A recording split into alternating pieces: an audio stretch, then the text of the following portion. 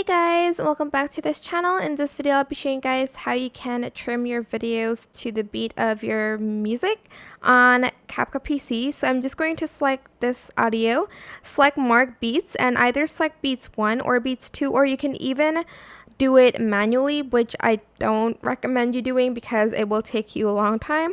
So this one's Beats 1 and Beats 2 will have more beats. For instance, I want to add like a montage of my Valorant clips, and I want it to be at the same time like where the beats are. So I'm just going to add some videos here, and I'm going to basically split the clips and like place it where I want it to be.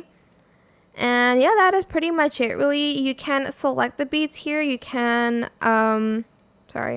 you can like delete it and clear it if you'd like to. But yeah, that is it. This is how you can manually add it back in. I hope this tutorial was helpful for you guys. Don't forget to like, comment, share.